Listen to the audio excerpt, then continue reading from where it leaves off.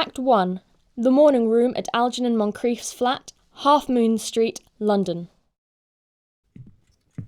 Did you hear what I was playing, Lane? I didn't think it polite to listen, sir. I'm sorry for that, for your sake. I don't play accurately. Anyone can play accurately. But I play with wonderful expression. As far as the piano is concerned, sentiment is my forte. I keep science for life. Yes, sir. And speaking of the science of life, have you got the cucumber sandwiches cut for Lady Bracknell? Yes, sir. Ah. Oh, by the way, Lane, I see from your book that on Thursday night, when Lord Shorman and Mr. Worthing were dining with me, 8 bottles of champagne are entered as having been consumed. Yes, sir. 8 bottles and a pint. Why is it that at a bachelor's establishment the servants invariably drink the champagne? I ask merely for information. I attribute it to the superior quality of the wine, sir. I have often observed that in married households the champagne is rarely of a first-rate brand. Good heavens, is marriage so demoralizing as that? I believe it is a very pleasant state, sir. I have had very little experience of it myself up to the present. I have only been married once.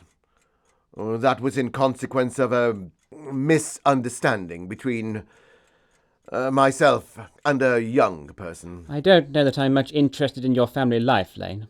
No, sir. It is not a very interesting subject. I never think of it myself.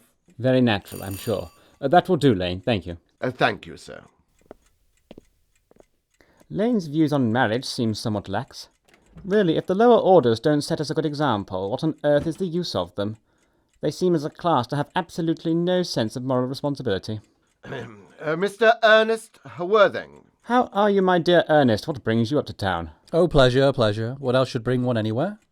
Eating as usual, I see, Algy. I believe it is customary in good society to take some slight refreshment at 5 o'clock. Where have you been since last Thursday? Oh, in the country. What on earth do you do there? When one is in the town, one amuses oneself. When one is in the country, one amuses other people. It is excessively boring. And who are the people whom you amuse? Oh, neighbours. Got nice neighbours in your part of Shropshire? Perfectly horrid. Never speak to one of them. How immensely you must amuse them. By the way, Shropshire is your county, is it not? Eh, Shropshire? Yes, of course.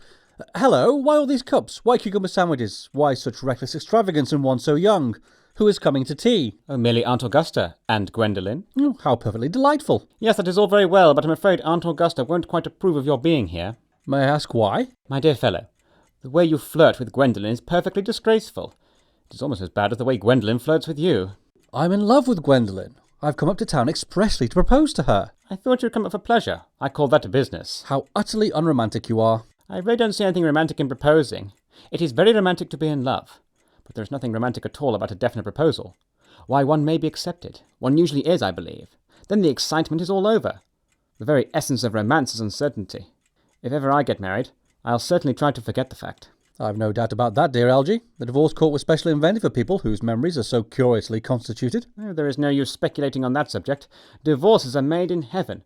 Please, do not touch the cucumber sandwiches. They're ordered especially for Aunt Augusta. Well, you've been eating them all the time. That is quite a different matter. She is my aunt. Have some bread and butter. The bread and butter is for Gwendolyn. Gwendolyn is devoted to bread and butter. And very good bread and butter it is too. My dear fellow, you need not eat it as if you're going to eat it all. You behave as if you were married to her already. You are not married to her already, and I don't think you ever will be. Why on earth do you say that? Well, in the first place, girls never marry the men they flirt with. Girls don't think it right. Oh, that is nonsense. It isn't. It is a great truth. It accounts for the extraordinary number of bachelors that one sees all over the place. In the second place, I don't give my consent. Your consent? My dear fellow, Gwendolyn is my first cousin, and before I allow you to marry her, you will have to clear up the whole question of Cecily. Cecily? What on earth do you mean? What do you mean, Algy, by Cecily? I don't know anyone of the name of Cecily. Bring me that cigarette case Mr. Worthing left in the smoking room last time he dined here. Yes, sir. Do you mean to say that you've had my cigarette case all this time?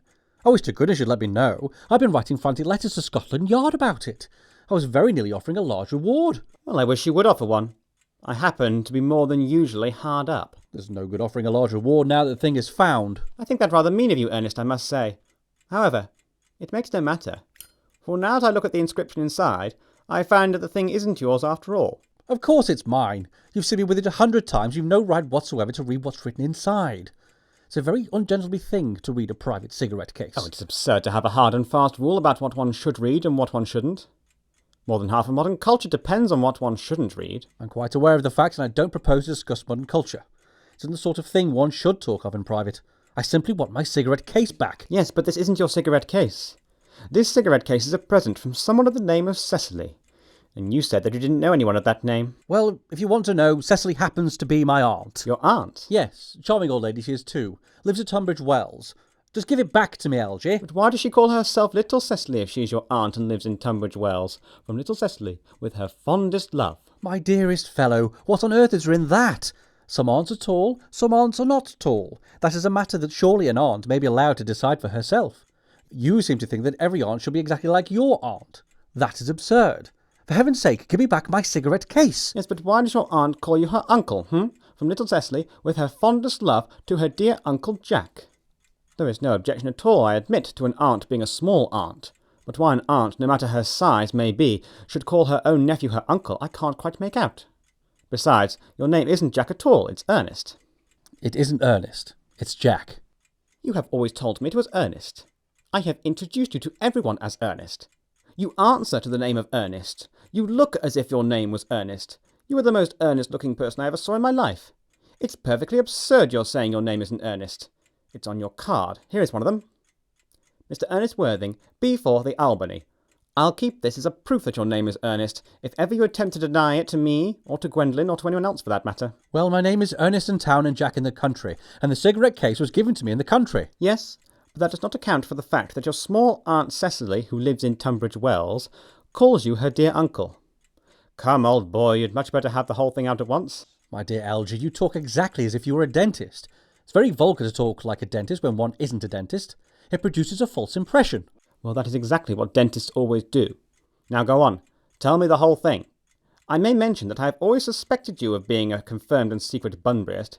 I'm quite sure of it now. Bunburyist? What on earth do you mean by a Bunburyist? I'll reveal to you the meaning of that incomparable expression as soon as you are kind enough to inform me why you are Ernest in town and Jack in the country. Well, produce my cigarette case first. Here it is. Now produce your explanation, and pray make it improbable. My dear fellow, there is nothing improbable about my explanation at all. In fact, it's perfectly ordinary. Old Mr. Thomas Cardew, who adopted me when I was a little boy, made me in his will guardian to his granddaughter, Miss Cecily Cardew. Cecily, who addresses me as her uncle, from motives of respect that you cannot possibly appreciate, lives at my place in the country under the charge of her admirable governess, Miss Prism. Where is that place in the country, by the way? That is nothing to you, dear boy. You are not going to be invited. I may tell you candidly that the place is not in Shropshire. I suspected that, my dear fellow. I have Bunburied all over Shropshire on 2 separate occasions. Now go on. Why are you Ernest in town and Jack in the country? My dear Algy, I don't know whether you'll be able to understand my real motives. You are hardly serious enough. When one is placed in the position of guardian, one has to adopt a very high moral tone on all subjects. It's one's duty to do so. And as a high moral tone can hardly be said to conduce very much to either one's health or one's happiness, in order to get up to town, I've always pretended to have a younger brother of the name of Ernest, who lives in the Albany, and gets to the most dreadful scrapes. That, my dear Algy, is the whole truth, pure and simple. The truth is rarely pure and never simple. Modern life would be very tedious if it were either, and modern literature a complete impossibility. That wouldn't be at all a bad thing. Literary criticism is not your forte, my dear fellow. Don't try it. You should leave that to people who haven't been at a university. They do it so well in the daily papers. What you really are is a Bunburyist. I was quite right in saying you were a Bunburyist.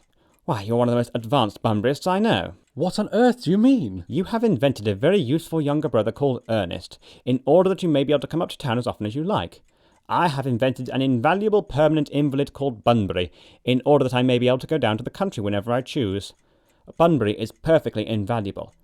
If it wasn't for Bunbury's extraordinary bad health, for instance, I wouldn't be able to dine with you tonight at Willis's, for I've really been engaged to Aunt Augusta for more than a week. I haven't asked you to dine with me anywhere tonight. I know, you're absurdly careless about sending out invitations.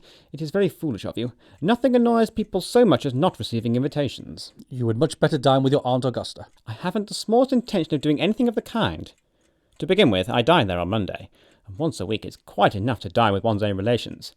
In the second place, whenever I do dine there, I am always treated as a member of the family, and sent down with either no woman at all or 2. In the third place, I know perfectly well whom she'll place me next to tonight. She will place me next to Maree Farquhar, who always flirts with her own husband across the dinner table. That is not very pleasant. Indeed, it is not even decent, and that sort of thing is enormously on the increase. The amount of women in London who flirt with their own husbands is perfectly scandalous. It looks so bad. It is simply washing one's clean linen in public. Besides, now that I know you to be a confirmed Bunburyist, I naturally want to talk to you about Bunburying. I want to tell you the rules. I'm not a Bunburyist at all. If Gwendolyn accepts me, I'm going to kill my brother. Indeed, I think I'll kill him in any case. Cecily is a little too much interested in him. It's rather a bore.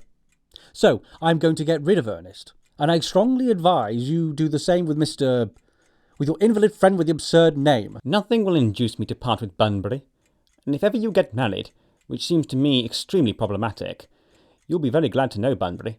A man who marries without knowing Bunbury has a very tedious time of it. That is nonsense. If I marry a charming girl like Gwendolyn, and she is the only girl I ever saw in my life that I would marry, I certainly won't want to know Bunbury. Then your wife will. You don't seem to realise that in married life 3 is company and 2 is none. That, my dear young friend, is a theory that the corrupt French drama has been propounding for the last 50 years. Yes, and that the happy English home has proved in half the time. For heaven's sake, don't try to be cynical. It's perfectly easy to be cynical. My dear fellow, it isn't easy to be anything nowadays. There's so much beastly competition about.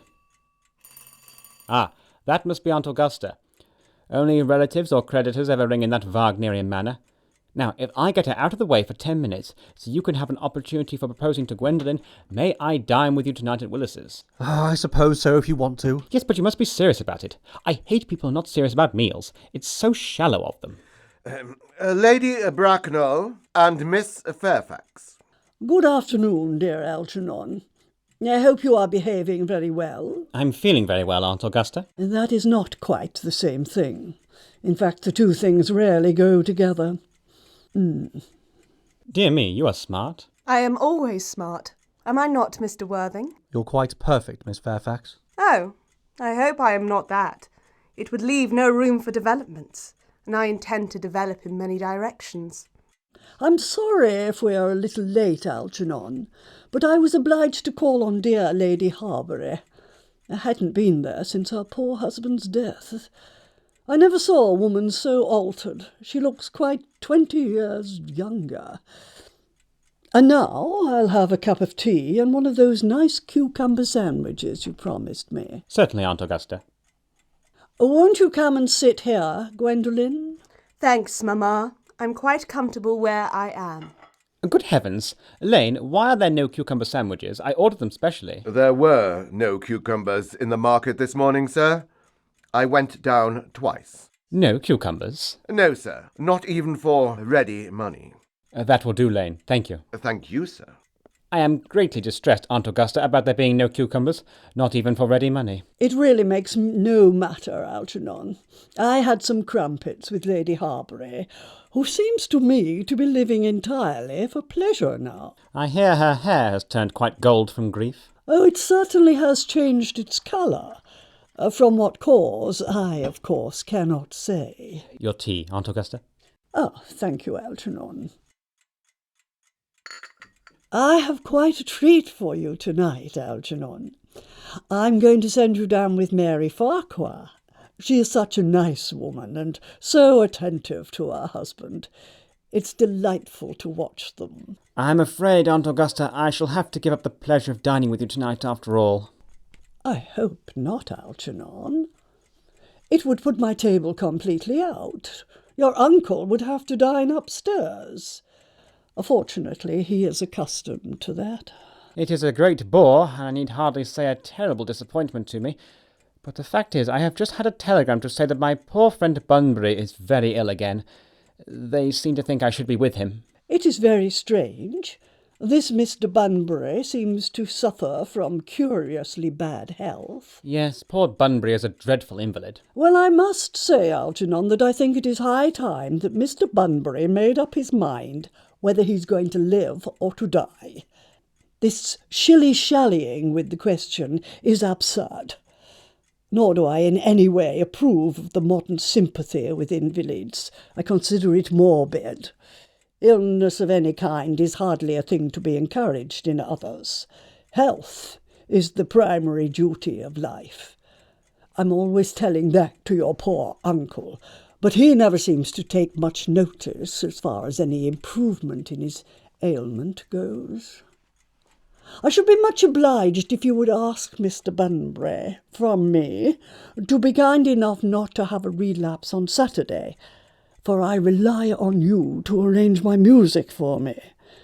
It is my last reception, and one wants something that will encourage conversation, particularly at the end of the season where everyone has practically said whatever they had to say, which in most cases was probably not much. I'll speak to Bunbury, Aunt Augusta, if he is still conscious, and I think I can promise you he'll be all right by Saturday.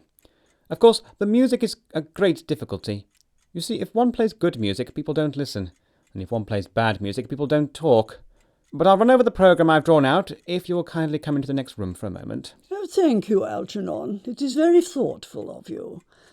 I'm sure the programme will be delightful, after a few expurgations. French songs I cannot possibly allow.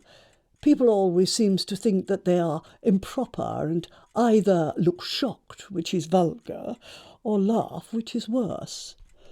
But German sounds a thoroughly respectable language, and indeed I believe is so. Gwendolyn, you will accompany me. Certainly, Mamma. Charming day it has been, Miss Fairfax. Pray, don't talk to me about the weather, Mr. Worthing.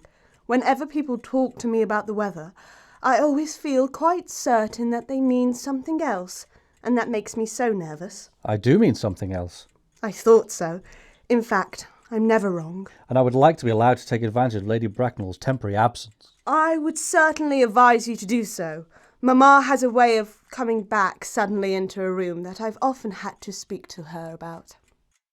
Miss Fairfax, ever since I met you, I've admired you more than any girl I have ever met since I met you. Yes, and I'm quite well aware of the fact.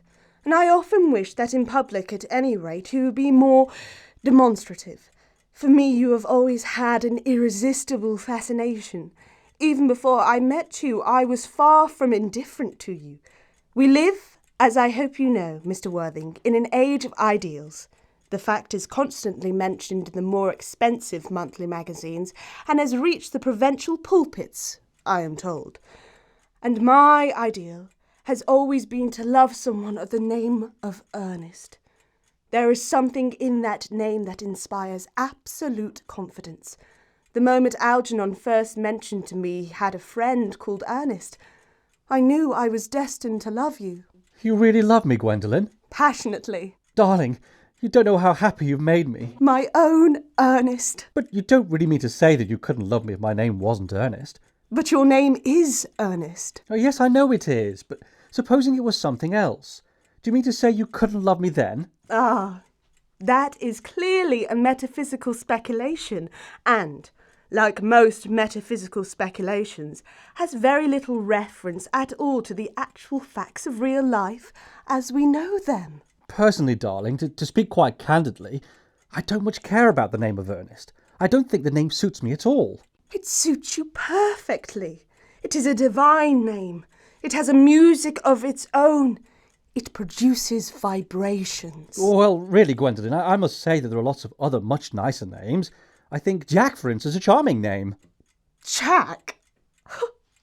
No, there is very little music in the name Jack, if any at all, indeed. It does not thrill. It produces absolutely no vibrations. I have known several Jacks, and they all, without exception, were more than usually plain. Besides, Jack is a notorious messagery for John, and I pity any woman who is married to a man called John. She would probably never be allowed to know the entrancing pleasure of a single moment's solitude. The only really safe name is Ernest. Gwendolyn, I must get christened at once. I mean, we must get married at once. There is no time to be lost. Married, Mr. Worthing? Well, surely. You know that I love you, and you led me to believe, Miss Fairfax, that you were not absolutely indifferent to me. I adore you, but you haven't proposed to me yet. Nothing has been said at all about marriage. The subject has not even been touched upon. Well, may I propose to you now? I think it would be an admirable opportunity, and to spare you any possible disappointment, Mr. Worthing, I think it only fair to tell you quite frankly beforehand that I am fully determined to accept you. Gwendolyn. Yes, Mr. Worthing? What have you got to say to me? You know what I've got to say to you. Yes, but you don't say it. Gwendolyn, will you marry me? Oh, of course I will, darling. How long you have been about it. I'm afraid you have very little experience in how to propose. Oh, my own one. I have never loved anyone in the world but you. Yes, but men often propose for practice. I know my brother Gerald does. All my girlfriends tell me so. What wonderfully blue eyes you have, Ernest. They are quite, quite blue. I hope you will always look at me just like that, especially when other people are present. Mr. Worthing, rise, sir, from this semi-recumbent posture. It is most indecorous. Mamma, I must beg you to retire. This is no place for you. Besides, Mr. Worthing has not quite finished yet. Finished what, may I ask? I am engaged to Mr. Worthing, Mamma. Pardon me, you are not engaged to anyone. When you do become engaged to someone, I or your father, should his health permit him, will inform you of the fact. An engagement should come on a young girl as a surprise, pleasant or unpleasant, as the case may be. It is hardly a matter that she should be allowed to arrange for herself. And now I have a few questions to put to you, Mr. Worthing. And while I am making these inquiries, you, Gwendolyn, will wait for me below in the carriage. Mamma! In the carriage, Gwendolyn. Gwendolyn, the carriage. Yes, Mamma. You can take a seat, Mr. Worthing. Thank you, Lady Bracknell. I prefer standing. I feel bound to tell you that you are not down on my list of eligible young men, although I have the same list as the dear Duchess of Bolton has. We work together, in fact. However, I am quite ready to enter your name, should your answers be what a really affectionate mother requires. Do you smoke? Well, yes, I must admit I smoke. I am glad to hear it. A man should always have an occupation of some kind. There are far too many idle men in London as it is. How old are you? 29. A very good age to be married at. I have always been of the opinion that a man who desires to get married should know either everything or nothing. Which do you know? I know nothing, Lady Bracknell. I am pleased to hear it. I do not approve of anything that tampers with natural ignorance. Ignorance is like a delicate exotic fruit. Touch it and the bloom is gone. The whole theory of modern education is radically unsound. Fortunately, in England, at any rate, education produces no effect whatsoever. If it did, it would prove a serious danger to the upper classes, and probably lead to acts of violence in Grosvenor Square. What is your income? Between 7,000 and 8,000 a year. In land or in investments? In investments, chiefly. Oh, that is satisfactory. What between the duties expected of one during one's lifetime and the duties exacted from one after one's death, land has ceased to be either a profit or a pleasure. It gives one position and prevents one from keeping it up. That is all that can be said about land. I have a country house with some land, of course, attached to it. About 1,500 acres, I believe, but I don't depend on that for my real income. In fact, as far as I can make out, the poachers are the only people who make anything out of it. A country house? Well, how many bedrooms? Well, that point can be cleared up afterwards. You have a townhouse, I hope. A girl with a simple, unspoiled nature like Gwendolyn could hardly be expected to reside in the country. Well, I own a house in Belgrave Square, but it is let by the year to Lady Bloxham. Of course I can get it back whenever I like, at 6 months' notice. Lady Bloxham? I don't know her. Oh, she goes about very little. She's a lady considerably advanced in years. Ah, nowadays that is no guarantee of respectability of character. What number, Belgrave Square? 149. Oh, the unfashionable side. I thought there was something. However, that could easily be altered. Do you mean the fashion or the side? Both, if necessary, I presume. What are your politics? Well, I am afraid I really have none. I am a Liberal Unionist. Oh, they count as Tories. They dine with us, or come in the evening at any rate. Now, to minor matters. Are your parents living? I have lost both my parents. To lose one parent, Mr. Worthing, may be regarded as a misfortune. To lose both looks like carelessness. Who was your father? He was evidently a man of some wealth. Was he born in what the radical papers call the purple of commerce, or did he rise from the ranks of the aristocracy? I'm afraid I really don't know. The fact is, Lady Bracknell, I said I had lost my parents. It would be nearer the truth to say that my parents seem to have lost me. I don't actually know who I am by birth. I was found. Found? The late Mr. Thomas Cardew, an old gentleman of a very charitable and kindly disposition, found me and gave me the name of Worthing because he happened to have a first-class ticket for Worthing in his pocket at the time. Worthing is a place in Sussex. It is a seaside resort. And where did the charitable gentleman who had a first-class ticket for this seaside resort find you? In a handbag. A handbag? Yes, Lady Bracknell. I was in a handbag. A somewhat large black leather handbag with handles to it. An ordinary handbag, in fact. In what locality did this Mr. James or Thomas Cardew come across this ordinary handbag? In the cloakroom at Victoria Station. It was given to him in mistake for his own. The cloakroom at Victoria Station? Yes, the Brighton line. The line is immaterial. Mr. Worthing, I confess I feel somewhat bewildered by what you have just told me.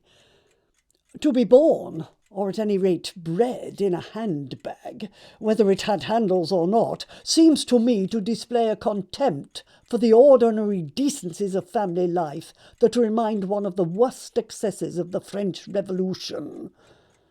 And I presume you know what that unfortunate movement led to.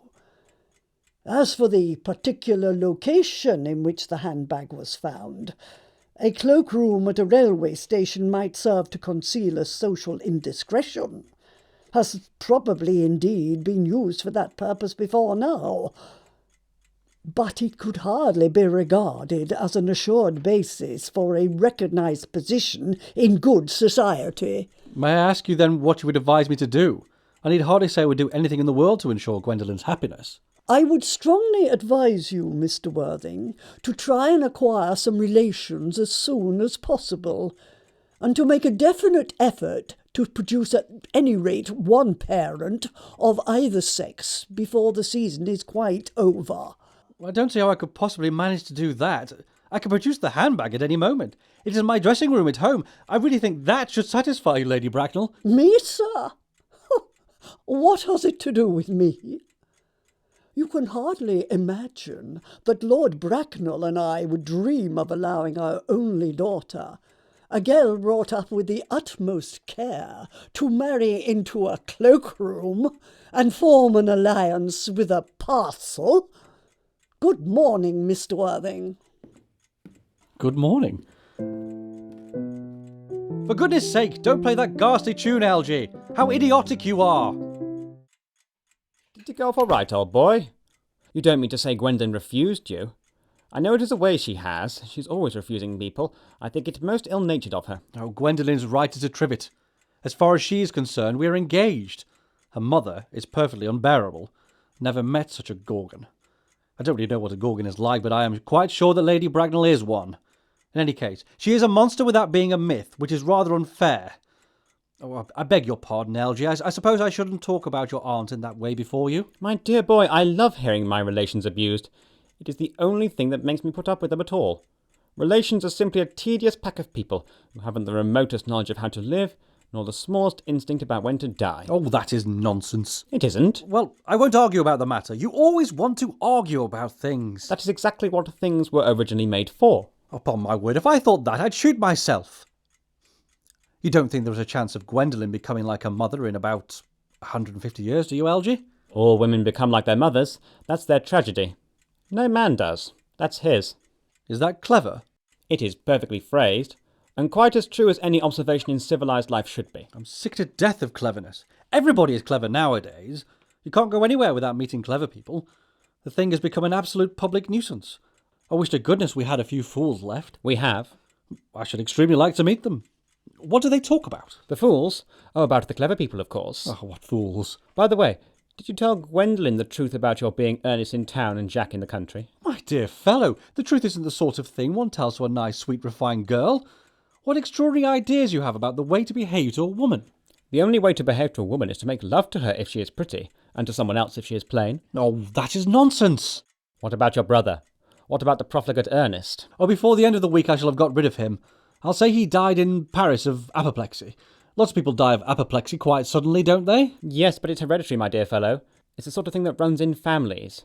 You had much better say a severe chill. You're sure a severe chill isn't hereditary or anything of that kind? Of course it isn't.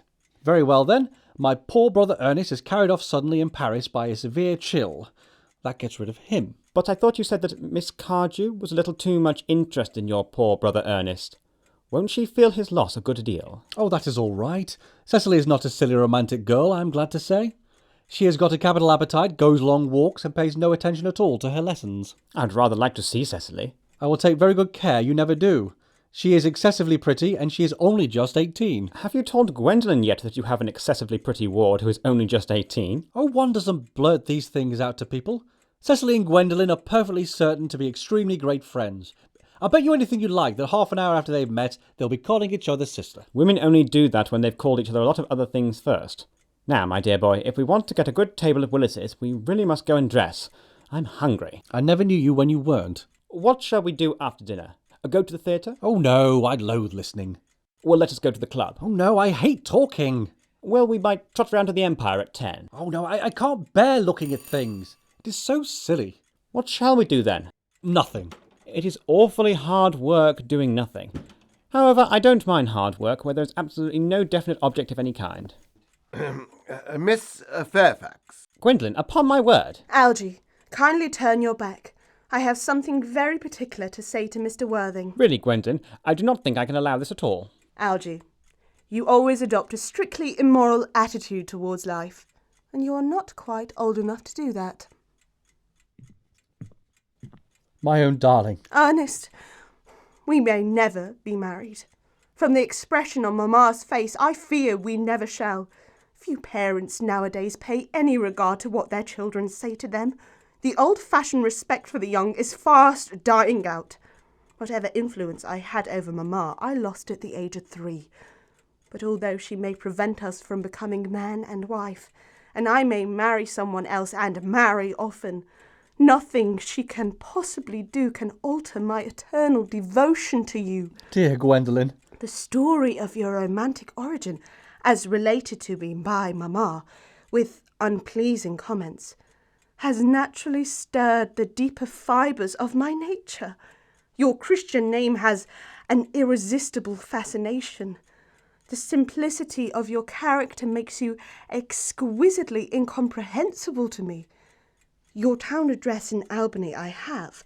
What is your address in the country? The Manor House, Woolton, Hertfordshire. The Manor House, Woolton, Hertfordshire. There is a good postal service, I suppose. It may be necessary to do something desperate. That, of course, will require some serious consideration. I will communicate with you daily. Oh, my own one. How long do you remain in town? Till Monday. Good. Algy, you may turn around now. Thanks, I've turned round already. You may also ring the bell. You will let me see you to your carriage, my own darling? Certainly. I will see Miss Fairfax out.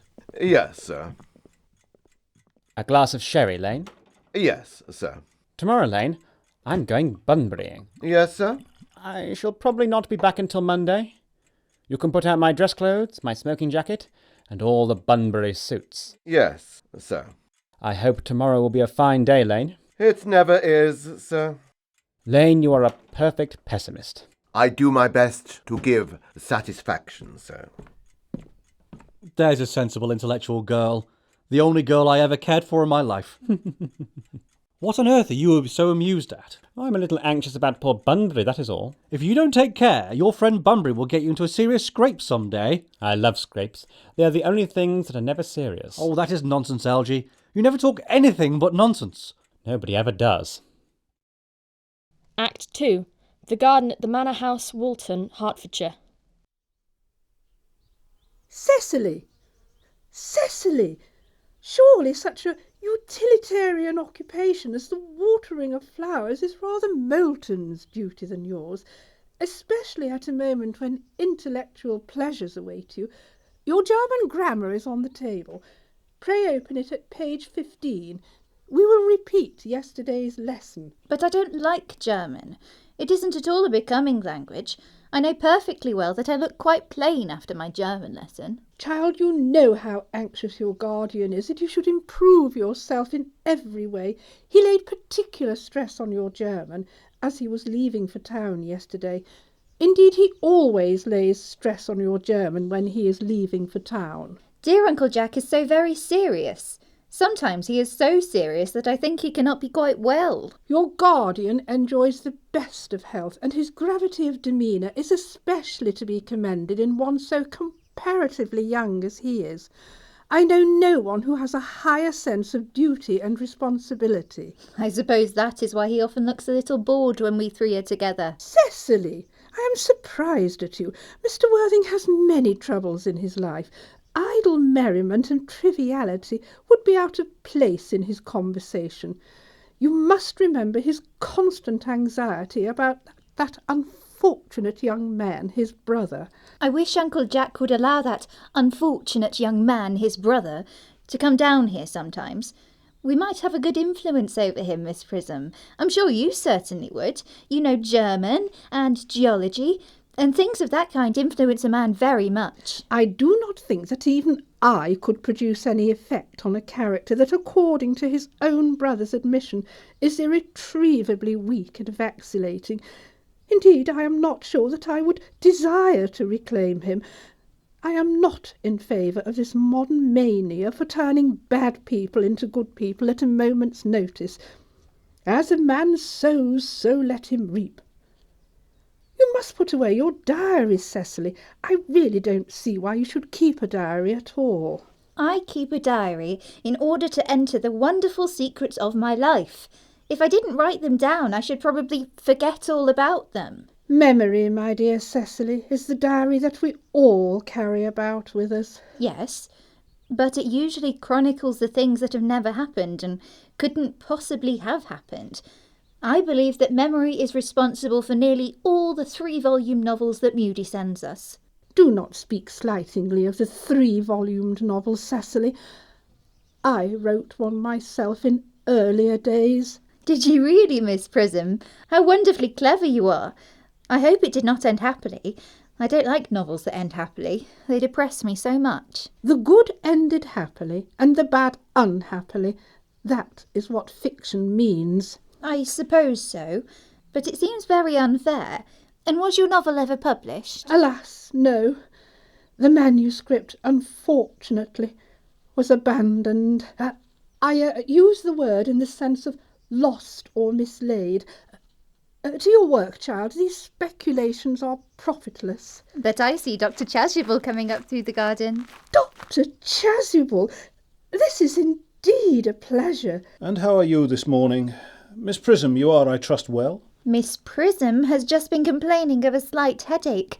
I think it would do her so much good to have a short stroll with you in the park, Dr. Chasuble. Cecily, I have not mentioned anything about a headache. No, dear Miss Prism, I know that. But I felt instinctively that you had a headache. Indeed, I was thinking about that and not about my German lesson when the rector came in. I hope, Cecily, that you are not inattentive. Oh, I'm afraid I am. This is strange. Were I fortunate enough to be Miss Prism's pupil, I would hang upon her lips. I spoke metaphorically. My metaphor was drawn from bees. Mr. Worthing, I suppose, has not returned from town yet? We do not expect him till Monday afternoon. Ah, yes, he usually likes to spend his Sunday in London. He's not one of those whose sole aim is enjoyment, as by all accounts that unfortunate young man his brother seems to be. But I must not disturb Egeria and her pupil any longer. Egeria? My name is Letitia, Doctor. A classical allusion merely, drawn from the pagan authors. I shall see you both, no doubt, at evensong? I think, dear Doctor, I will have a stroll with you. I find I have a headache after all, and a walk might do it good. With pleasure, Miss Prism, with pleasure. We might go as far as the schools and back. That would be delightful. Cecily, you will read your political economy in my absence. The chapter on the fall of the rupee you may omit. It is somewhat too sensational. Even these metallic problems have their melodramatic side. Horrid political economy, horrid geography, horrid German. Mr. Ernest Worthing has just driven over from the station. He's brought his luggage with him. Mr. Ernest Worthing, B. 4, the Albany W. Uncle Jack's brother. Did you tell him Mr. Worthing was in town? Yes, miss. He seemed very much disappointed. I mentioned that you and Miss Prism were in the garden. He said he was anxious to speak to you privately for a moment. Ask Mr. Ernest Worthing to come here. I suppose you'd better talk to the housekeeper about a room for him. Yes, miss. I have never met any really wicked person before. I feel rather frightened. I'm so afraid that he'll look just like everyone else. He does. You are my little cousin Cecily, I'm sure. You are under some strange mistake. I am not little. In fact, I believe I am more than usually tall for my age. But I am your cousin Cecily. You, I see from your card, are Uncle Jack's brother, my cousin Ernest, my wicked cousin Ernest. Oh, I am not wicked at all, cousin Cecily. You mustn't think that I am wicked. If you are not, then you have certainly been deceiving us all in a very inexcusable manner. I hope you've not been leading a double life, pretending to be wicked and being really good all the time. That would be hypocrisy. Oh, of course I have been rather reckless. I am glad to hear it. In fact, now you mention the subject, I have been very bad in my own small way. I don't think you should be so proud of that, though I am sure it must have been very pleasant. It's much pleasanter being here with you. I can't understand how you are here at all. Uncle Jack won't be back until Monday afternoon. That is a great disappointment. I'm obliged to go up by the first train on Monday morning. I have a business appointment, which I'm anxious to miss. Couldn't you miss it anywhere but in London? No, the appointment is in London. Well, I know, of course, how important it is not to keep a business engagement if one wants to retain any sense of the beauty of life, but I still think you'd better wait until Uncle Jack arrives. I know he wants to speak to you about your emigrating. About my what? Your emigrating? He's gone up to buy your outfit. I certainly won't let Jack buy my outfit. He has no taste in neckties at all. I don't think you'll require neckties. Uncle Jack is sending you to Australia. Australia? I'd sooner die. Well, he said at dinner on Wednesday night that you would have to choose between this world, the next world, and Australia. Oh, well, the accounts I have received of Australia and the next world are not particularly encouraging. This world is good enough for me, cousin Cecily. Yes, but are you good enough for it? I'm afraid I'm not that. That is why I want you to reform me. You might make that your mission, if you don't mind, cousin Cecily. I'm afraid I've no time this afternoon. Well, would you mind my reforming myself this afternoon? It is rather quixotic of you, but I think you should try. I will. I feel better already. You are looking a little worse. That is because I am hungry. How thoughtless of me. I should have remembered that when one is going to lead an entirely new life, one requires regular and wholesome meals. Won't you come in? Thank you. Might I have a buttonhole first? I never have any appetite unless I have a buttonhole first. A Maréchal Niel?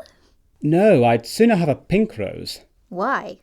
Because you are like a pink rose, cousin Cecily. I don't think it can be right for you to talk to me like that. Miss Prism never says such things to me. Then Miss Prism is a short-sighted old lady. You are the prettiest girl I ever saw. Miss Prism says that all good looks are a snare. They are a snare that every sensible man would like to be caught in. Oh, I don't think I would care to catch a sensible man. I shouldn't know what to talk to him about. You are too much alone, dear Dr. Chasuble. You should get married. A misanthrope I can understand. A womanthrope, never. Oh, believe me, I do not deserve so neologistic a phrase. The precept as well as the practice of the primitive church was distinctly against matrimony.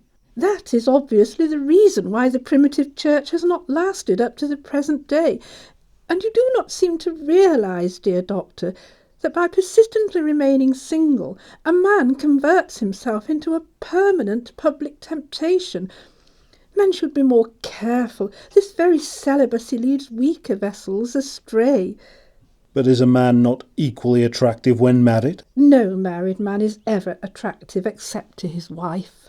And often, I've been told, not even to her. That depends on the intellectual sympathies of the woman. Maturity can always be depended on. Ripeness can be trusted. Young women are green. I spoke horticulturally. My metaphor was drawn from fruits. But where is Cecily? Perhaps she followed us to the schools. Mr. Worthing! Mr. Worthing? This is indeed a surprise. We did not look for you till Monday afternoon. I have returned sooner than I expected. Dr. Chasuble, I hope you are well. Dear Mr. Worthing, I trust this garb of woe does not betoken some terrible calamity. My brother. More shameful debts and extravagance. Still leading his life of pleasure. Dead. Your brother Ernest? Dead? Quite dead. What a lesson for him. I trust he will profit by it. Mr. Worthing, I offer you my sincere condolences. You have at least the consolation of knowing that you were always the most generous and forgiving of brothers. Poor Ernest. He had many faults, but it is a sad, sad blow. Very sad indeed. Were you with him at the end? No, he died abroad in Paris, in fact. I had a telegram last night from the manager of the Grand Hotel. Was the cause of death mentioned? A severe chill, it seems. As a man sows, so shall he reap. Charity, dear Miss Prism, charity. None of us are perfect. I myself am particularly susceptible to draughts. Will the interment take place here? No, he seems to have expressed a desire to be buried in Paris. In Paris? I fear that hardly points to any very serious state of mind at the last. You would no doubt wish me to make some slight allusion to this tragic domestic affliction next Sunday. My sermons on the meaning of the manor in the wilderness can be adapted to almost any occasion, joyful or, as in the present case, distressing. I have preached it at harvest celebrations, christenings, confirmations, on days of humiliation and festal days. The last time I delivered it was in the cathedral, as a charity sermon on behalf of the Society for the Prevention of Discontent among the upper orders. The bishop who was present was much struck by some of the analogies I drew. Ah, that reminds me. You mentioned christenings, I think, Dr. Chasuble. I suppose you know how to christen all right. I mean, of course you are continually christening, aren't you?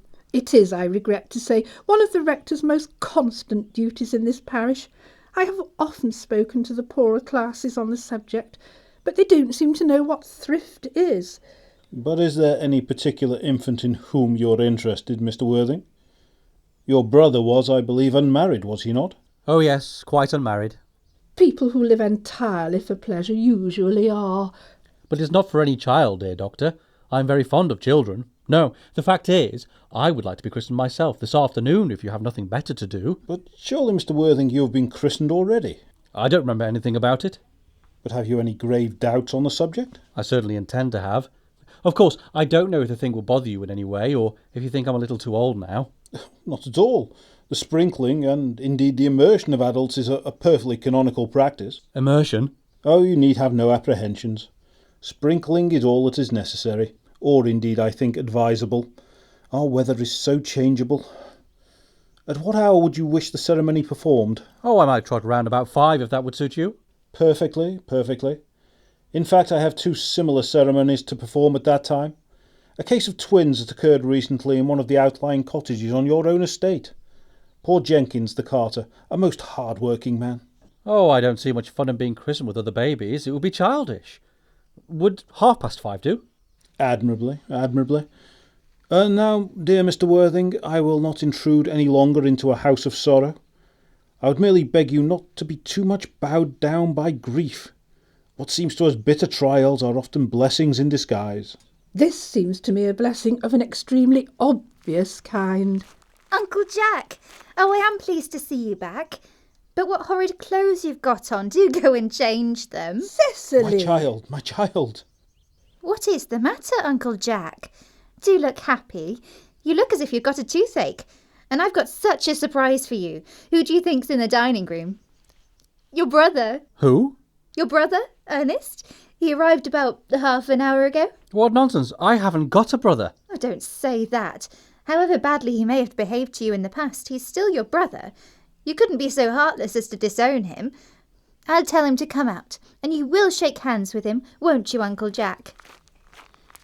These are very joyful tidings. After we had all been resigned to his loss, his sudden return seems to me peculiarly distressing. My brother is in the dining room? I don't know what it all means. I think it's perfectly absurd. Good heavens! Brother John, I have come down from town to tell you that I am very sorry for all the trouble I have given you, and that I intend to lead a better life in future.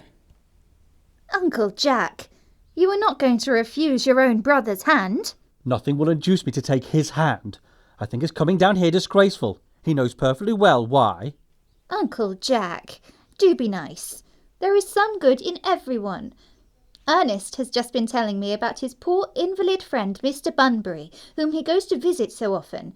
And surely there must be much good in one who is kind to an invalid, and leaves the pleasures of London to sit by a bed of pain. Oh, he's been talking about Bunbury, has he? Yes, he has told me all about poor Mr. Bunbury, and his terrible state of health. Bunbury? Well, I won't have him talk to you about Bunbury or about anything else. It is enough to drive anyone perfectly frantic. Of course, I admit that the faults were all on my side.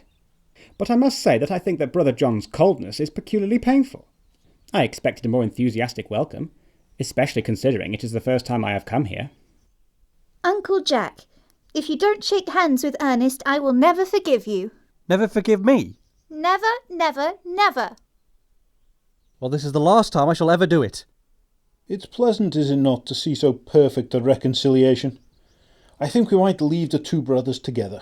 Cecily, you will come with us. Certainly, Miss Prism. My little task of reconciliation is over. You have done a beautiful action today, dear child. We must not be premature in our judgments. I feel very happy. You young scoundrel, Algy. You must get out of this place as soon as possible. I don't allow any Bunburying here. I have put Mr. Ernest's things in the room next to yours, sir. I suppose that is all right. What? Mr. Ernest's luggage, sir. I have unpacked it and put it in the room next to your own. His luggage? Oh, yes, sir. 3 portmanteaux, a dressing case, 2 hat boxes, and a large luncheon basket. I'm afraid I can't stay more than a week this time. Merriman, order the dog cart at once. Mr. Ernest has suddenly been called back to town. Oh, yes, sir. What a fearful lie you are, Jack. I have not been called back to town at all. Yes, you have. I haven't heard anyone call me. Your duty as a gentleman calls you back. My duty as a gentleman has never interfered with my pleasures in the smallest degree. I can quite understand that. Well, Cecily is a darling. You are not to talk of Miss Cardew like that. I don't like it. Well, I don't like your clothes. You look perfectly ridiculous in them. Why on earth don't you go up and change? It's perfectly childish to be in deep mourning for a man who's actually staying for a whole week with you in your house as a guest. I call it grotesque. You are certainly not staying with me for a whole week as a guest or anything else. You've got to leave by the 4:05 train. I certainly won't leave you so long as you're in mourning. It would be most unfriendly. If I were in mourning, you would stay with me, I suppose. I should think it very unkind if you didn't. Well, will you go if I change my clothes? Yes. If you are not too long. I never saw anyone take so long to dress, and with such little result. Well, at any rate, that is better than being always overdressed as you are. If I am occasionally a little overdressed, I make up for it by being always immensely overeducated. Your vanity is ridiculous, your conduct an outrage, and your presence in my garden utterly absurd. However, you have got to catch the 4:05, and I hope you will have a pleasant journey back to town. This Bunburying, as you call it, has not been a great success for you. I think it has been a great success. I'm in love with Cecily, and that is everything. But I must see her before I go, and make arrangements for another Bunbury. There she is. Oh, I merely came back to water the roses. I thought you were with Uncle Jack. He's gone to order the dog cart for me. Oh, is he going to take you for a nice drive? He's going to send me away. Then have we got to part? I'm afraid so. It is a very painful parting. It is always painful to part from people whom one has known for a very brief space of time. The absence of old friends one can endure with equanimity, but even a momentary separation from anyone to whom one has just been introduced is almost unbearable. Thank you. The dog cart is at the door, sir. It can wait, Merriman, for 5 minutes. Yes, miss. I hope, Cecily, I shall not offend you if I state quite frankly and openly that you seem to me to be in every way the visible personification of absolute perfection. I think your frankness does you great credit, Ernest. If you will allow me, I will copy your remarks into my diary. Do you really keep a diary? I'd give anything to look at it. May I? Oh, no. You see, it is simply a very young girl's record of her own thoughts and impressions, and consequently meant for publication. When it appears in volume form, I hope you will order a copy. But pray, Ernest, don't stop. I delight in taking down from dictation. I have reached absolute perfection. You can go on. I'm quite ready for some more. Oh, don't cough, Ernest. When one is dictating, one should speak fluently and not cough. Besides, I don't know how to spell a cough. Cecily, ever since I first looked upon your wonderful and incomparable beauty, I have dared to love you, wildly, passionately, devotedly, hopelessly. I don't think that you should tell me that you love me wildly, passionately, devotedly, hopelessly. Hopelessly doesn't seem to make much sense, does it? Cecily. The dog cart is waiting, sir. Tell it to come round next week at the same hour. Yes, sir. Uncle Jack would be very much annoyed if he knew you were staying on till next week at the same hour. Oh, I don't care about Jack. I don't care for anyone in the whole world but you. I love you, Cecily. You will marry me, won't you? You silly boy. Of course. Why, we have been engaged for the last 3 months. For the last 3 months? Yes. It will be exactly 3 months on Thursday. But how did we become engaged? Well, ever since dear Uncle Jack first confessed to us that he had a younger brother who was very wicked and bad, you, of course, have formed the chief topic of conversation between myself and Miss Prism. And, of course, a man who is much talked about is always very attractive. One feels there must be something in him, after all. I dare say it was foolish of me, but I fell in love with you, Ernest. Darling. And when was the engagement actually settled? On the 14th of April last. Worn out by your entire ignorance of my existence, I determined to end the matter one way or another. And after a long struggle with myself, I accepted you under this dear old tree here. The next day, I bought this little ring in your name, and this is the bangle with the true lover's knot I promised you always to wear. Did I give you this? It's very pretty, isn't it? Yes. You've wonderfully good taste, Ernest. It's the excuse I've always given for your leading such a bad life. And this is the box in which I keep all your dear letters. My letters? But my own sweet Cecily, I have never written you any letters. You need hardly remind me of that, Ernest. I remember only too well that I was forced to write your letters for you. I always wrote 3 times a week, and sometimes oftener. Oh, do let me read them, Cecily. Oh, I couldn't possibly. They would make you far too conceited. The 3 you wrote to me after I'd broken off the engagement are so beautiful and so badly spelled that even now I can hardly read them without crying a little. But was our engagement ever broken off? Of course it was, on the 22nd of last May. You can see the entry if you like. Today I broke off my engagement with Ernest. I feel it is better to do so. The weather still continues charming. But why on earth did you break it off? What had I done? I had done nothing at all. Cecily, I'm very much hurt indeed to hear you broke it off, particularly when the weather was so charming. It would hardly have been a really serious engagement if it hadn't been broken off at least once. But I forgave you before the week was out. What a perfect angel you are, Cecily. You dear romantic boy. I hope your hair curls naturally, does it? Yes, darling. with a little help from others. I'm so glad. You'll never break off our engagement again, Cecily? I don't think I could break it off now that I've actually met you. Besides, of course, there is the question of your name. Yes, of course. You must not laugh at me, darling, but it has always been a girlish dream of mine to love someone whose name was Ernest. There's something in the name that seems to inspire absolute confidence.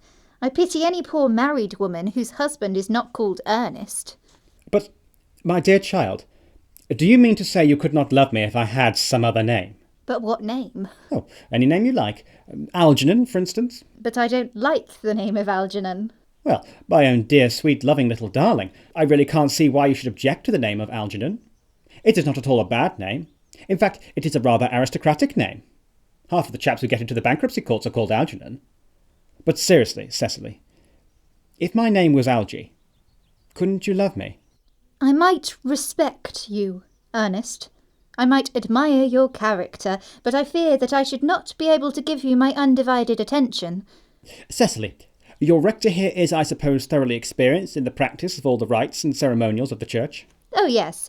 Dr. Chasuble is a most learned man. He has never written a single book, so you can imagine how much he knows. I must see him at once on a most important christening. On most important business. No. I shan't be away more than half an hour. Considering that we have been engaged since April the 14th, and that I only met you today for the first time, I think it is rather hard that you should leave me for so long a period as half an hour. Couldn't you make it 20 minutes? I'll be back in no time. What an impetuous boy he is. I like his hair so much. I must enter his proposal in my diary. Miss Fairfax has just called to see Mr. Worthing. On very important business, Miss Fairfax states. Isn't Mr. Worthing in his library? Mr. Worthing went over in the direction of the rectory some time ago. Pray ask the lady to come out here. Mr. Worthing is sure to be back soon, and you can bring tea. Yes, miss. Miss Fairfax. I suppose one of the many good elderly women who are associated with Uncle Jack in some of his philanthropic work in London. I don't quite like women who are interested in philanthropic work. I think it's so very forward of them. Miss Fairfax. Pray, let me introduce myself to you. My name is Cecily Cardew. Cecily Cardew. What a very sweet name. Something tells me we are going to be great friends. I like you already more than I can say. My first impressions of people are never wrong. How nice of you to like me so much after we've known each other such a comparatively short time. Pray, sit down. I may call you Cecily, may I not? With pleasure. And you will always call me Gwendolyn, won't you? If you wish. Then it is all quite settled, is it not? I hope so. Perhaps this might be a favourable opportunity for my mentioning who I am. My father is Lord Bracknell. You have never heard of Papa, I suppose? I don't think so. Outside the family circle, Papa, I am quite glad to say, is entirely unknown. I think that is quite as it should be. The home seems to me to be the proper sphere for the man, and certainly once a man begins to neglect his domestic duties, he becomes painfully effeminate, does he not? And I don't like that. It makes men so very attractive. Cecily, Mamma, whose views on education are remarkably strict, has brought me up to be extremely short-sighted. 'Tis a part of her system, so do you mind my looking at you through my glasses? Oh, not at all, Gwendolyn. I'm very fond of being looked at. You are here on a short visit, I suppose? Oh, no, I live here. Really? Your mother, no doubt, or some female relative of advanced years, resides here also? Oh, no. I have no mother, nor, in fact, any relations. Indeed? My dear guardian, with the assistance of Miss Prism, has the arduous task of looking after me. Your guardian? Yes, I am Mr. Worthing's ward. Oh, 'tis strange he has never mentioned to me he had a ward. How secretive of him. He grows more interesting hourly. I am not sure, however, that the news inspires me with feelings of unmixed delight. I am very fond of you, Cecily. I have liked you ever since I met you, but I am bound to state that now that I know you are Mr. Worthing's ward, I cannot help expressing a wish that you were, well, just a little older than you seem to be, and not quite so very alluring in appearance. In fact, if I may speak candidly—" Pray do. I think that whenever one has anything unpleasant to say, one should always be quite candid. Well, to speak with perfect candour, Cecily, I wish you were fully 42 and more than usually plain for your age. Ernest has a strong, upright nature. He is the very soul of truth and honour. Disloyalty would be as impossible to him as deception. But even men of the noblest possible moral character are extremely susceptible to the influences of the physical charms of others. Modern, no less than ancient history, supplies us with many most painful examples of what I refer to. If it were not so, indeed, history would be quite unreadable. I beg your pardon, Gwendolyn. Did you say Ernest? Yes. Oh, but it is not Mr. Ernest Worthing who is my guardian. It is his brother, his elder brother. Ernest never mentioned to me he had a brother. I'm sorry to say they've not been on good terms for a long time. Ah, that accounts for it. And now that I think of it, I have never heard any man mention his brother. The subject seems distasteful to most men. Cecily, you have lifted a load from my mind. I was growing almost anxious. It would have been terrible if any cloud had come across a friendship like ours, would it not? Of course, you are quite sure that it is not Mr. Ernest Worthing who is your guardian. Quite sure. In fact, I am going to be his. I beg your pardon. Dearest Gwendolyn, there is no reason why I should make a secret of it to you. Our little county newspaper is sure to chronicle the fact next week. Mr. Ernest Worthing and I are engaged to be married. My darling Cecily, I think there must be some slight error. Mr. Ernest Worthing is engaged to me. The announcement will appear in the Morning Post on Saturday at the latest. I'm afraid you must be under some misconception. Ernest proposed to me exactly 10 minutes ago. It is certainly very curious, for he asked me to be his wife yesterday afternoon at 5:30. If you would care to verify the incident, pray do so. I never travel without my diary. One should always have something sensational to read in the train. I am so sorry, dear Cecily, if it is any disappointment to you, but I am afraid I have the prior claim. It would distress me more than I can tell you, dear Gwendolyn, if it caused you any mental or physical anguish. But I feel bound to point out that since Ernest proposed to you, he clearly has changed his mind.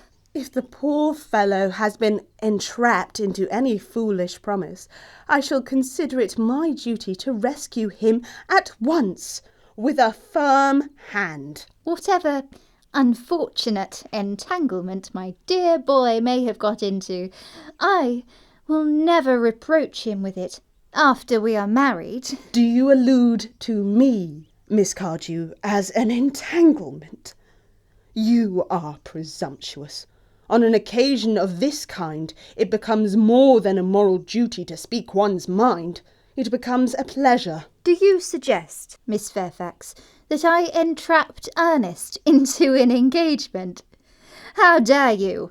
This is no time for wearing the shallow mask of manners. When I see a spade, I shall call it a spade. I am glad to say I have never seen a spade.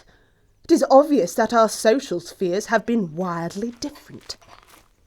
Shall I lay tea here as usual, miss? Yes, as usual.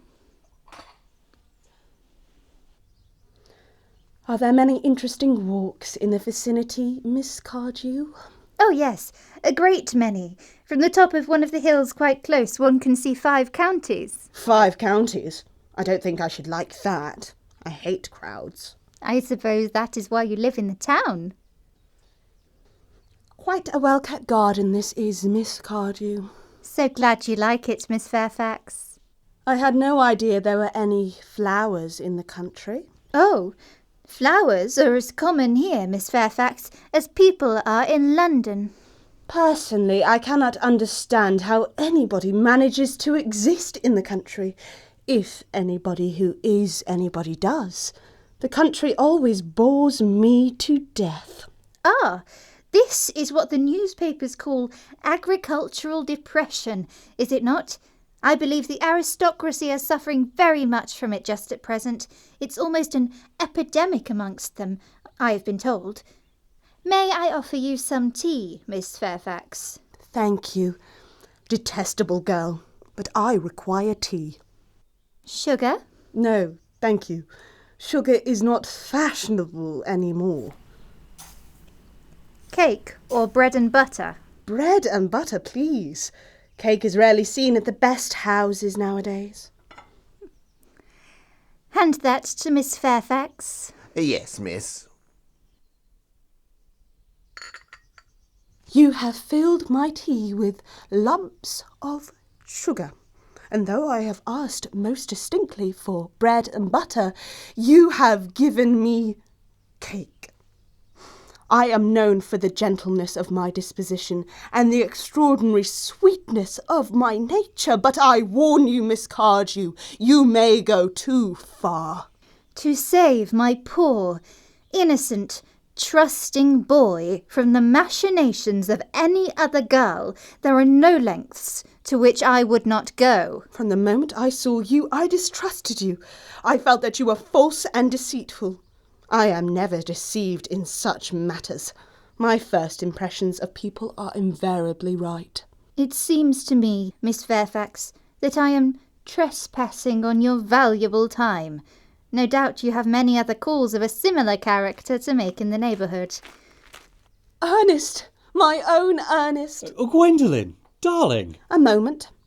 May I ask you if you are engaged to be married to this young lady? To dear little Cecily? Of course not. What could have put such an idea into your pretty little head? Thank you. You may. I knew there must be some misunderstanding, Miss Fairfax.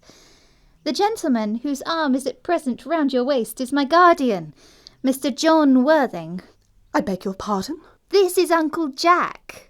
Jack! Oh! Here is Ernest. My own love. A moment, Ernest. May I ask you, are you engaged to be married to this young lady? To what young lady? Good heavens, Gwendolyn. Yes, to good heavens, Gwendolyn. I mean to Gwendolyn. Of course not. What could have put such an idea into your pretty little head? Thank you. You may. I felt there was some slight error, Miss Cardew. The gentleman who is now embracing you is my cousin, Mr. Algernon Moncrieff. Algernon Moncrieff? Oh, are you called Algernon? I cannot deny it. Oh. Is your name really John? I could deny it if I liked. I could deny anything if I liked, but my name certainly is John. It has been John for years. A gross deception has been practised on both of us. My poor wounded Cecily. My sweet wronged Gwendolyn. You will call me sister, will you not? There is just one question I would like to be allowed to ask my guardian. An admirable idea, Mr. Worthing. There is just one question I would like to be permitted to put to you. Where is your brother Ernest? We are both engaged to be married to your brother Ernest, so it is a matter of some importance to us to know where your brother Ernest is at present. Gwendolyn, Cecily, it is very painful for me to be forced to speak the truth. It is the first time in my life that I have ever been reduced to such a position, and I am really quite inexperienced of doing anything of the kind. However, I will tell you quite frankly that I have no brother Ernest. I have no brother at all. I never had a brother in my life, and I certainly have not the smallest intention of ever having one in the future. No brother at all? None. Had you never a brother of any kind? Never. Not even of any kind. Well, I am afraid it is quite clear, Cecily, that neither of us is engaged to be married to anyone. It is not a very pleasant position for a young girl suddenly to find herself in, is it? Let us go into the house. They will hardly venture to come after us there. No, men are so cowardly, aren't they? This ghastly state of things is what you call bunburying, I suppose? Yes, and a perfectly wonderful Bunbury it is. The most wonderful Bunbury I've ever had in my life. You've no right whatsoever to Bunbury here. That is absurd. One has a right to Bunbury anywhere one chooses. Every serious Bunburyist knows that. Serious Bunburyist? Good heavens. Well, one must be serious about something if one wants to have any amusement in life. I happen to be serious about Bunburying. What on earth you're serious about, I haven't got the remotest idea. About everything, I should fancy. You have such an absolutely trivial nature.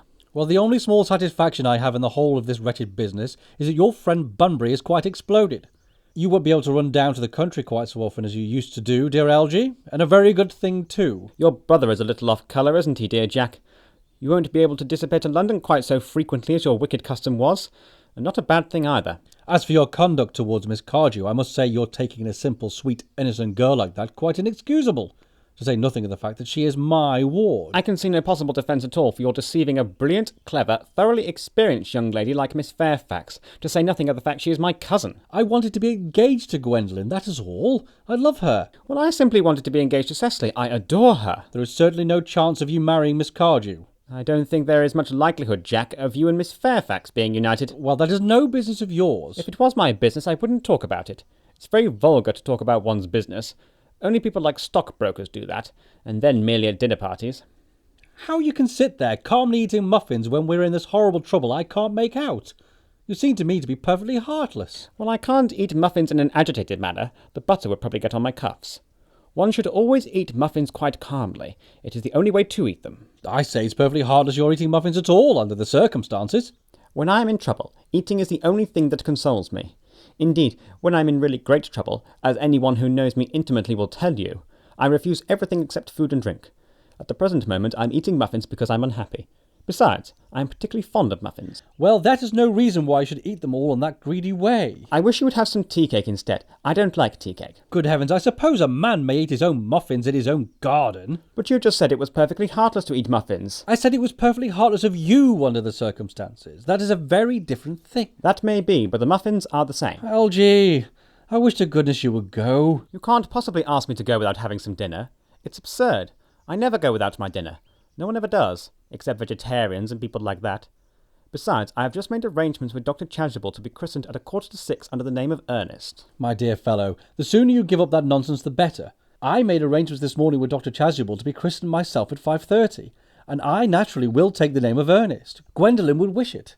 We can't both be christened Ernest. It's absurd. Besides, I have a perfect right to be christened if I like. There is no evidence at all that I've ever been christened by anybody. I should think it extremely probable I never was, and so does Dr. Chasuble.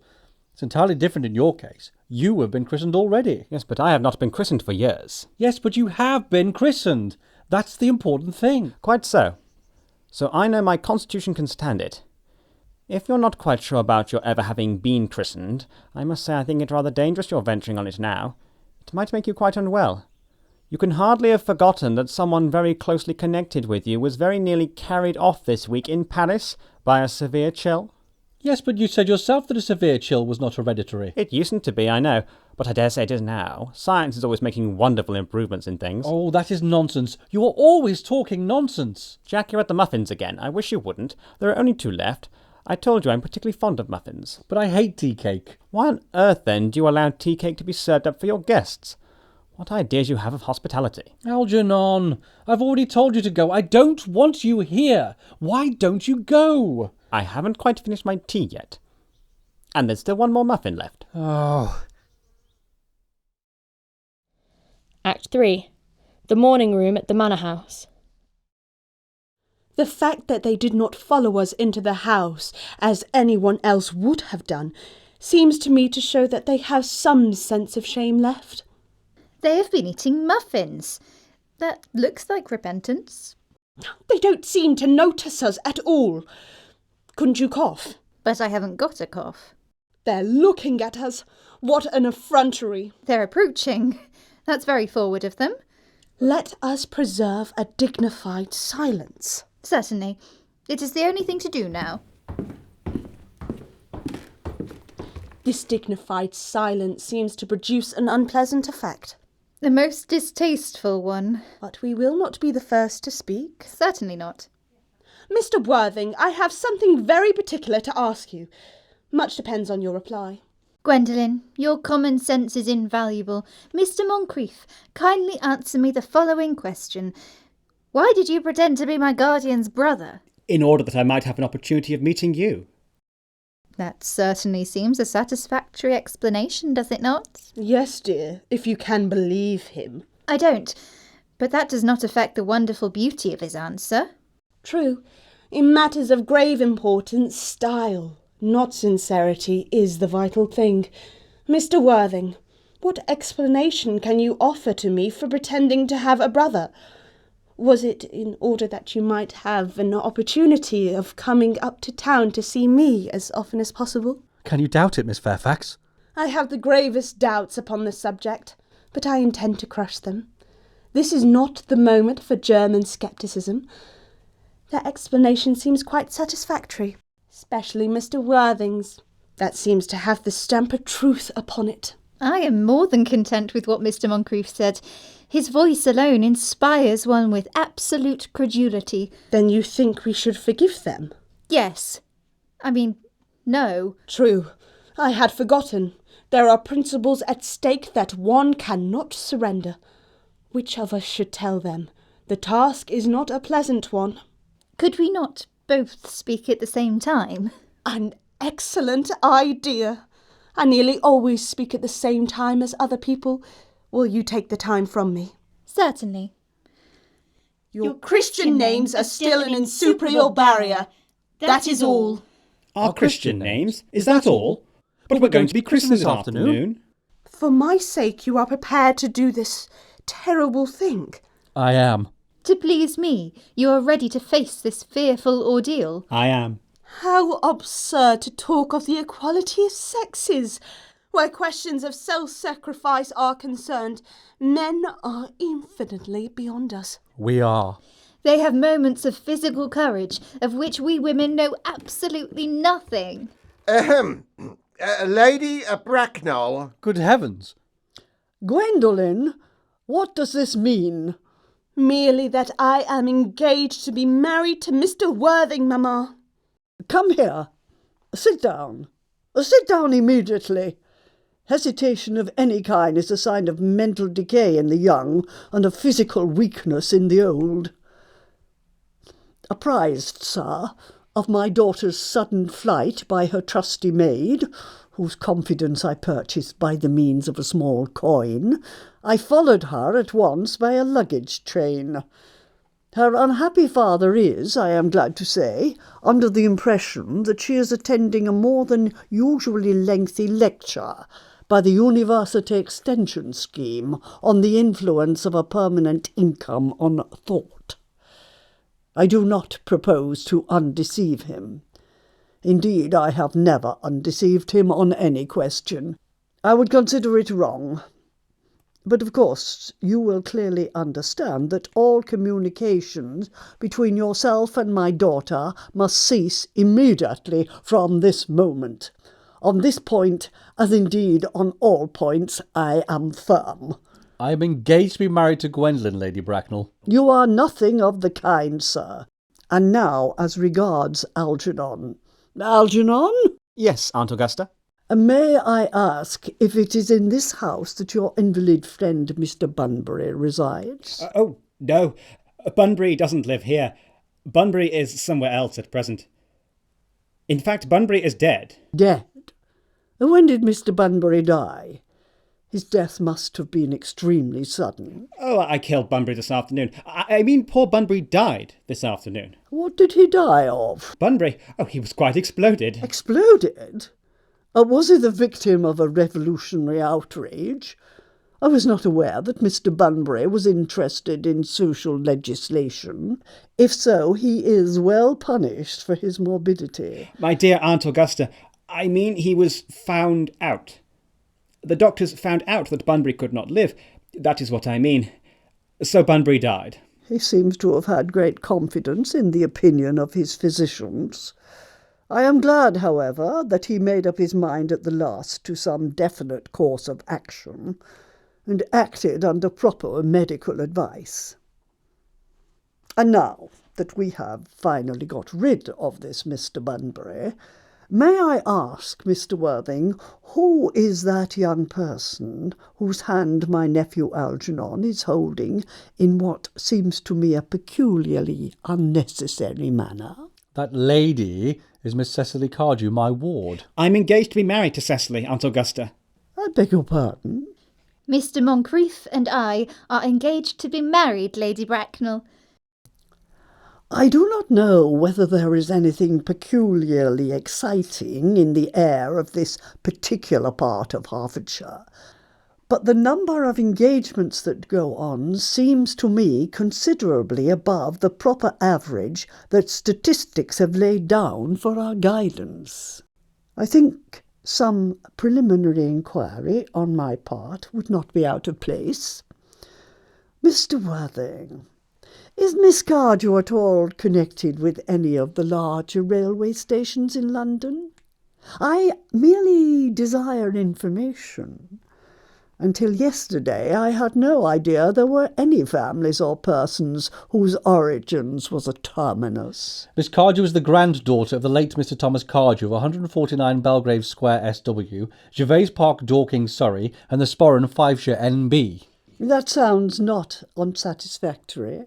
3 addresses always inspire confidence, even in tradesmen.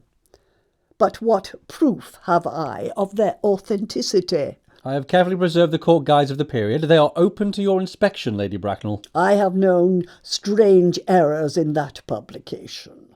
Miss Cardew's family solicitors are Messrs. Markby, and Markby. Markby and Markby, a firm at the very highest position in their profession.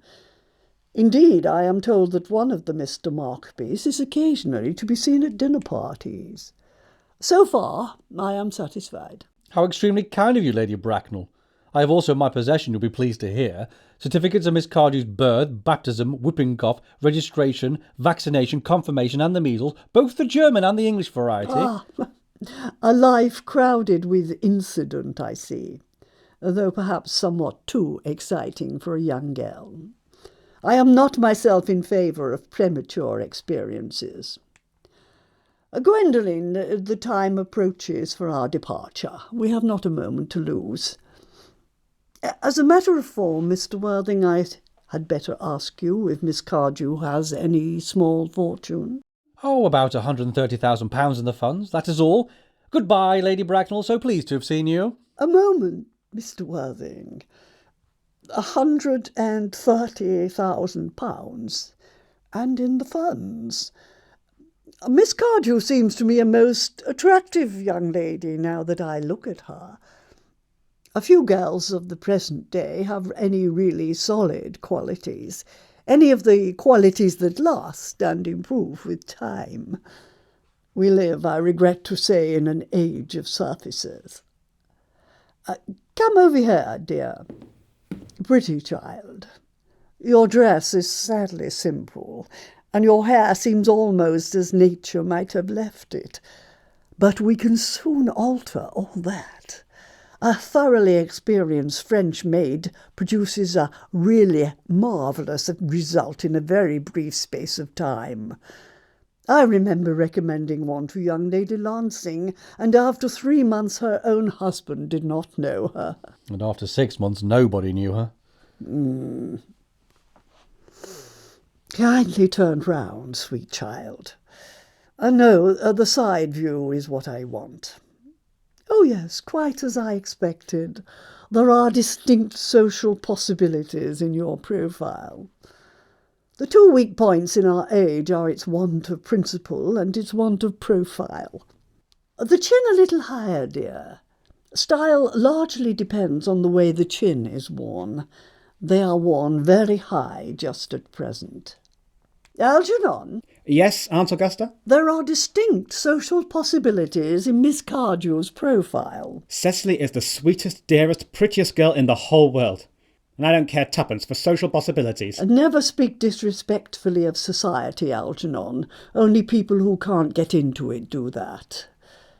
Dear child, of course you know that Algernon has nothing but his debts to depend upon. But I do not approve of mercenary marriages. When I married Lord Bracknell, I had no fortune of any kind, but I never dreamt for a moment of allowing that to stand in my way. Well, I suppose I must give my consent. Thank you, Aunt Augusta. Cecily, you may kiss me. Thank you, Lady Bracknell.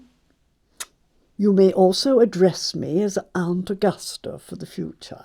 Thank you, Aunt Augusta. The marriage, I think, had better take place quite soon. Thank you, Aunt Augusta. To speak frankly, I am not in favour of long engagements. They give people the opportunity of finding out each other's character before marriage, which I think is never advisable. I beg your pardon for interrupting you, Lady Bracknell, but this engagement is quite out of the question. I am Miss Cardew's guardian, and she cannot marry without my consent until she comes of age. That consent I absolutely decline to give. Upon what grounds, may I ask? Algernon is an extremely, I may almost say ostentatiously eligible young man. He has nothing, but he looks everything. What more can one desire? It pains me very much to have to speak to you frankly, Lady Bracknell, about your nephew, but the fact is that I do not approve of his moral character. I suspect him of being untruthful. Untruthful? My nephew, Algernon? Impossible. He is an Oxonian. I fear there can be no possible doubt about the matter. This afternoon, during my temporary absence in London on an important question of romance, he obtained admission to my house by means of the false pretence of being my brother. Under an assumed name he drank, I've just been informed by my butler, an entire pint bottle of my Perrier Jouet Brut 89, wine I was specially reserving for myself. Continuing his disgraceful deception, he succeeded in the course of the afternoon in alienating the affections of my only ward. He subsequently stayed to tea and devoured every single muffin. And what makes his conduct all the more heartless is that he was perfectly well aware from the first that I have no brother, that I never had a brother, and that I don't intend to have a brother, not even of any kind. I distinctly told him so myself yesterday afternoon. Mr. Worthing, after careful consideration, I have decided entirely to overlook my nephew's conduct to you. That is very generous of you, Lady Bracknell. My own decision, however, is unalterable. I decline to give my consent. Come here, sweet child. How old are you, dear? Well, I am really only 18, but I always admit to 20 when I go to evening parties. You are perfectly right in making some slight alteration. Indeed, no woman should ever be quite accurate about her age. It looks so calculating. 18, but admitting to 20 at evening parties. Well, it will not be very long before you are of age and free from the restraints of tutelage. So I don't think your guardian's consent is, after all, a matter of any importance. Pray excuse me, Lady Bracknell, for interrupting you again, but it's only fair to tell you that according to the terms of her grandfather's will, Miss Cardew does not legally come of age until she is 35. Oh, that does not seem to me to be a grave objection. 35 is a very attractive age. London society is full of women of the very highest birth who have, of their own free choice, remained 35 for years. Lady Dumpleton is an instant in point. To my knowledge, she has been 35 ever since she arrived at the age of 40, which was many years ago now. I see no reason why our dear Cecily should not be even still more attractive at the age you mention than she is at present. There will be a large accumulation of property. Algy, could you wait for me till I was 35? Of course I could, Cecily. You know I could. Yes, I felt it instinctively, but I couldn't wait all that time. I hate waiting even 5 minutes for anybody. It always makes me rather cross. I am not punctual myself, I know, but I do like punctuality in others, and waiting, even to be married, is quite out of the question. Then what is to be done, Cecily? I don't know, Mr. Moncrieff. My dear Mr. Worthing, as Miss Cardew states positively that she cannot wait until she is 35, a remark which I am bound to say seems to me to show a somewhat impatient nature, I would beg of you to reconsider your decision. But my dear Lady Bracknell, the matter is entirely in your own hands. The moment you consent to my marriage with Gwendolyn, I will most gladly allow your nephew to form an alliance with my ward. You must be quite aware that what you propose is out of the question. Then a passionate celibacy is all that any of us can look forward to. That is not the destiny I propose for Gwendolyn. Algernon, of course, can choose for himself. Come, dear, we have already missed 5, if not 6 trains. To miss any more might expose us to comment on the platform. Everything is quite ready for the christenings. The christenings, sir? Is that not somewhat premature? Both these gentlemen have expressed a desire for immediate baptism. At their age? The idea is grotesque and irreligious. Algernon, I forbid you to be baptized. I will not hear of such excesses. Lord Bracknell would be highly displeased if he learned that that was the way in which you wasted your time and money. Am I to understand that there are to be no christenings at all this afternoon? I don't think that as things are now will be much practical value to either of us, Dr. Chasuble. I am grieved to hear such sentiments from you, Mr. Worthing. They savour of the heretical views of the Anabaptists, views that I have completely refuted in 4 of my unpublished sermons. However, as your present mood seems to be one peculiarly secular, I will return to the church at once. Indeed, I have just been informed by the pew opener that for the last hour and a half Miss Prism is waiting for me in the vestry. Miss Prism? Did I hear you mention a Miss Prism? Yes, Lady Bracknell. I am on my way to join her. Pray allow me to detain you for a moment. This matter may prove to be one of vital importance to Lord Bracknell and myself. Is this Miss Prism a female of a repellent aspect, remotely connected with education? She is the most cultivated of ladies, and the very picture of respectability. It is obviously the same person. May I ask what position she holds in your household? I am celibate, madam. Miss Prism, Lady Bracknell, has been for the last 3 years Miss Cardew's esteemed governess and valued companion. In spite of what I hear of her, I must see her at once. Let her be sent for. She approaches. She is nigh. I was told you expected me in the vestry, dear Canon. I have been waiting for you there for 1 hour and 3/4. Prism! Come here, Prism. Prism, where is that baby? 28 years ago, Prism, you left Lord Bracknell's house, number 104, Upper Grosvenor Street, in charge of a perambulator that contained a baby of the male sex. You never returned.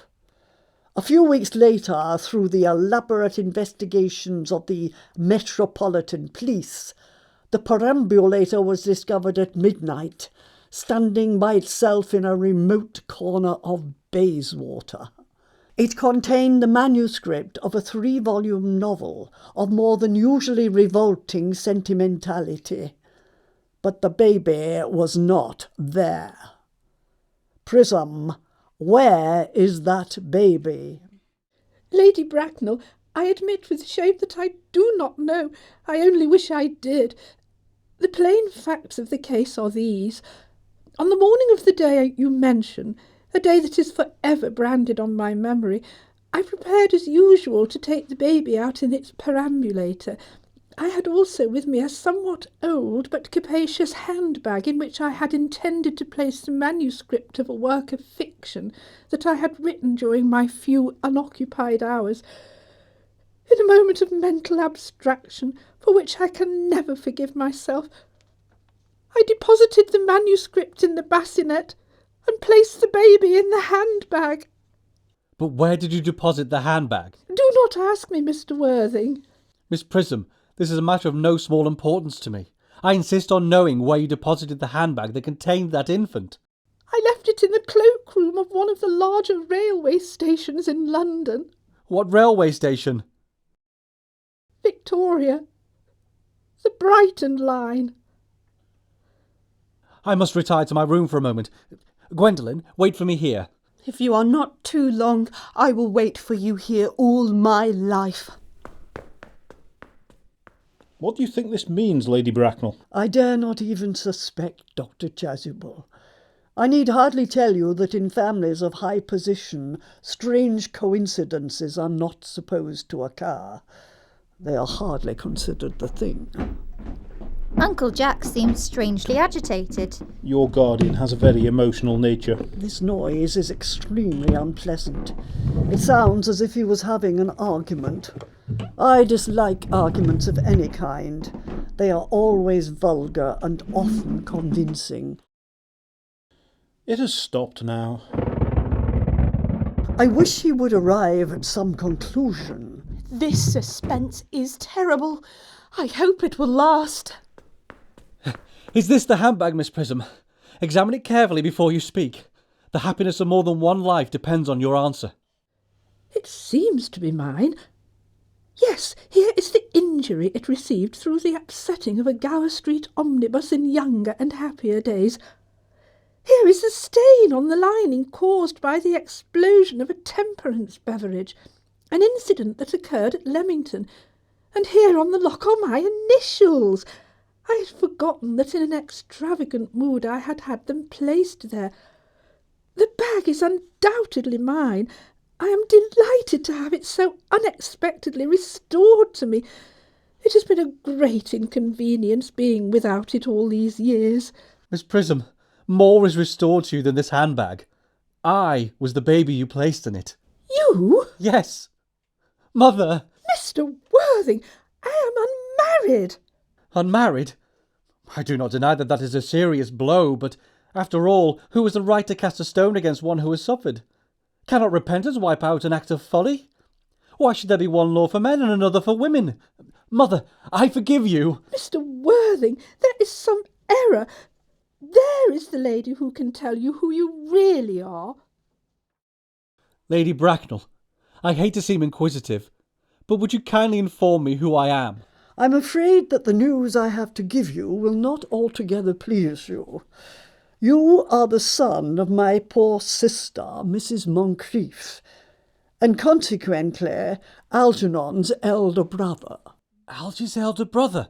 Then I have a brother after all. I knew I had a brother. I always said I had a brother. Cecily, how could you have ever doubted that I had a brother? Dr. Chasuble, my unfortunate brother. Miss Prism, my unfortunate brother. Gwendolyn, my unfortunate brother. Algy, you young scoundrel, you'll have to treat me with more respect in future. You'll never behave to me like a brother in all your life. Not till today, old boy, I admit. I did my best, however, though I was out of practice. My own... But what own are you? What is your Christian name now that you have become someone else? Oh, good heavens. I'd quite forgotten that point. Your decision on the subject of my name is irrevocable, I suppose. I never change, except in my affections. What a noble nature you have, Gwendolyn. Then the question had better be cleared up at once. Lady... Aunt Augusta, a moment. At the time when Miss Prism left me in the handbag, had I been christened already? Every luxury that money could buy, including christening, had been lavished on you by your fond and doting parents. Then I was christened, that is settled. Now, what name was I given? Oh, let me know the worst. Being the eldest son, you were naturally christened after your father. Yes, but what was my father's Christian name? I cannot at the present moment recall what the General's Christian name was. But I have no doubt that he had one. He was eccentric, I admit, but only in later years. And that was the result of the Indian climate and marriage and indigestion and other things of that kind. Algy, can't you recollect what our father's Christian name was? My dear boy, we were never even on speaking terms. He died before I was a year old. His name would appear in the army list of the period, I suppose, Aunt Augusta. The General was essentially a man of peace, except in his domestic life. But I have no doubt his name would appear in any military directory. The army lists of the last 40 years are here. These delightful records should have been my constant study. M. Generals, Malham, Maxbow, Magley. Oh, what ghastly names they have. Markby, Migsby, Mobbs, Moncrieff. Lieutenant 1840, Captain, Lieutenant Colonel, Colonel, General 1869. Christian names. Ernest, John. I always told you, Gwendolyn, my name was Ernest, didn't I? Well, it is Ernest after all. I mean, it naturally is Ernest. Yes, I remember now that the General was called Ernest. I knew I had some particular reason for disliking the name. Ernest, my own Ernest. I felt from the first that you could have no other name. Gwendolyn, it is a terrible thing for a man to find out suddenly that all his life he's been speaking nothing but the truth. Can you forgive me? I can, for I feel that you are sure to change. Oh, my own one. Letitia! Frederick! At last! Cecily, at last! Gwendolyn, at last!